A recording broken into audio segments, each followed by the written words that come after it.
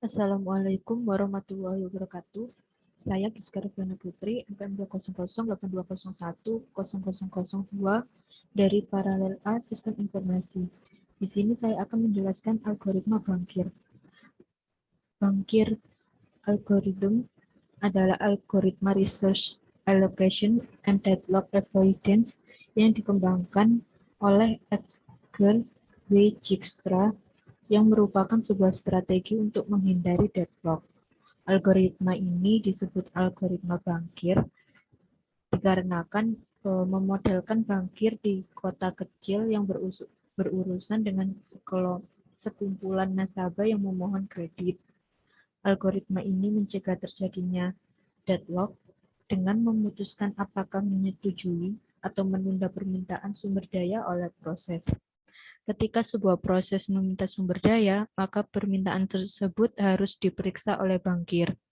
Model ini menggunakan suatu kota kecil sebagai percontohan dengan suatu bank sebagai sistem operasi, pinjaman atau uang sebagai sumber daya, dan peminjam sebagai proses yang membutuhkan sumber daya. Dalam algoritma bankir, setiap nasabah memiliki batas kredit, dan apabila seorang nasabah telah mencapai batas kredit pinjaman maksimum, maka diasumsikan nasabah tersebut telah menyelesaikan semua permasalahan bisnisnya dan dapat mengembalikan semua pinjamannya kepada bank. Tetapi ada kalanya seorang nasabah dapat menyelesaikan semua permasalahan bisnisnya dan mengembalikan semua pinjamannya kepada bank sebelum mencapai batas kredit maksimum. Bankir adalah seorang peminjam yang konservatif. Ketika sebuah proses meminta peminjaman sumber daya, bankir melihat buku bank dengan cermat dan berusaha untuk memutuskan apakah peminjaman tersebut dapat menyebabkan keadaan deadlock setelah peminjaman tersebut disetujui. Struktur data. Struktur data yang digunakan untuk mengimplementasikan algoritma bankir akan menentukan state dari sumber daya yang akan dialokasikan oleh sistem. Misalnya, N sama dengan jumlah proses, M sama dengan jumlah tipe resource. Struktur data yang diperlukan. Available, vektor panjang M, jika available array index ke J sama dengan K, terdapatkah anggota tipe data RJ yang tersedia? Yang kedua adalah max, matriks N kali M jika max array index ke I, J sama dengan K, maka proses PI meminta paling banyak K anggota tipe resource J. Allocation, matriks N kali M jika allocation array index ke I, J sama dengan K, maka PI sedang dialokasikan K anggota tipe resource RJ. Need matriks N kali M jika need array index ke I, J sama dengan K, maka PI membutuhkan K anggota tipe resource RJ untuk menyelesaikan task, di mana need index ke I, J sama dengan max index I, J dikurangi allocation array index I, J. Cara kerja algoritma banker. Algoritma banker mencegah terjadinya deadlock dengan memutuskan apakah menyetujui atau menunda permohonan kredit oleh customer. Ketika customer memohon kredit, maka permohonan kredit tersebut harus diperiksa oleh bankir.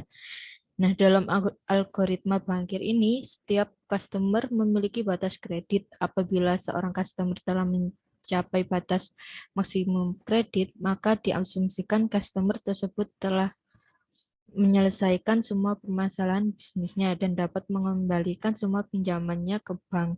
Tetapi ada kalanya seorang customer dapat menyelesaikan semua permasalahan bisnisnya dan mengembalikan semua pinjamannya kepada bank sebelum mencapai batas kredit maksimum. Nah, algoritma bankir ini terdiri atas algoritma safety dan algoritma resource request. Cara kerja Cara kerja dari masing-masing algoritma tersebut adalah sebagai berikut.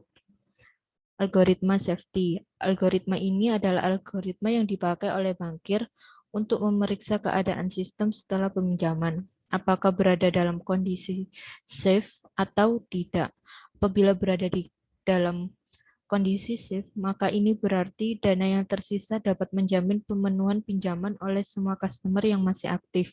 Semua proses akan berakhir dengan aman dan tidak akan menyebabkan deadlock. Apabila kondisi unsafe, maka ini berarti terdapat kemungkinan untuk terjadinya deadlock sehingga permohonan kredit ditunda hingga permohonan kredit tidak menyebabkan unsafe state. Cara kerjanya adalah yang pertama adalah set nilai work sama dengan available. Available ini adalah dana yang masih tersisa di bank setelah peminjaman. Yang kedua adalah set nilai finish dengan array indeks kecil sama dengan false untuk semua customer. Yang ketiga, cari semua customer yang memiliki needs atau keperluan lebih kecil atau sama dengan nilai work. Besar needs dihitung dengan mengurangkan nilai maksimum resource customer dengan nilai allocation resource customer.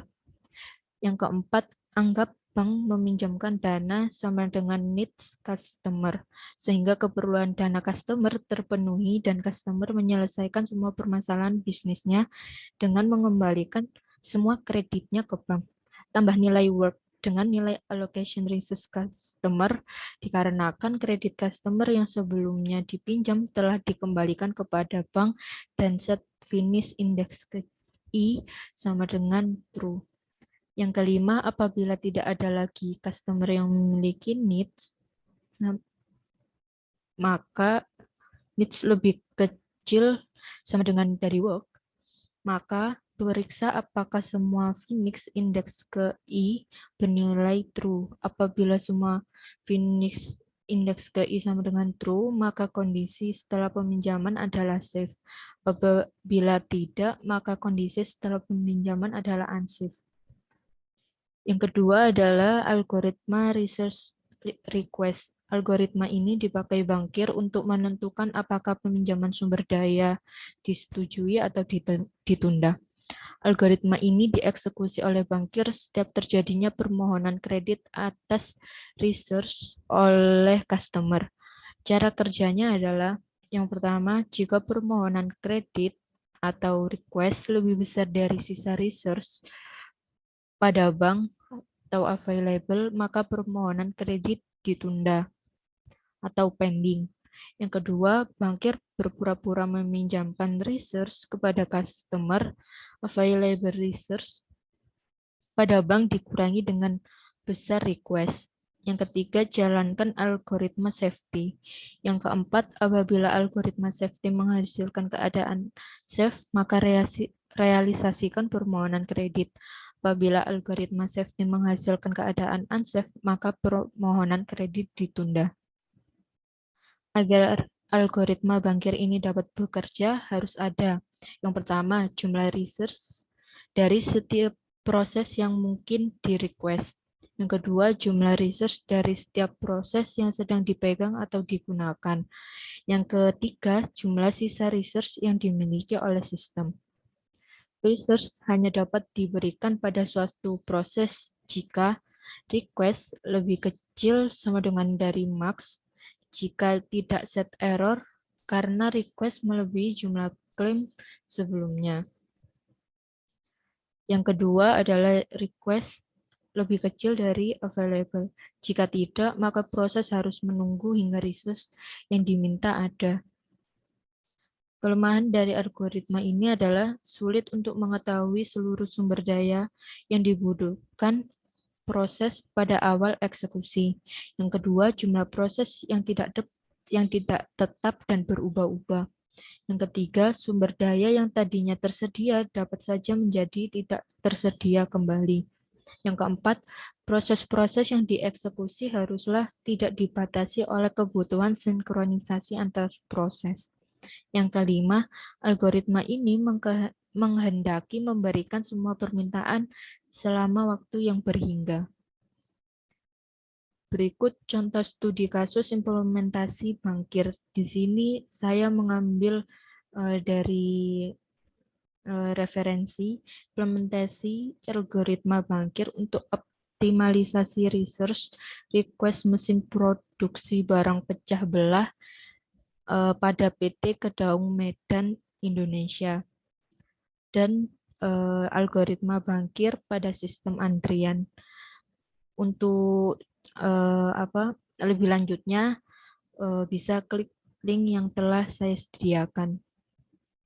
Sekian, terima kasih. Apabila ada salah kata, ada kekurangan, saya mohon maaf. Wassalamualaikum warahmatullahi wabarakatuh.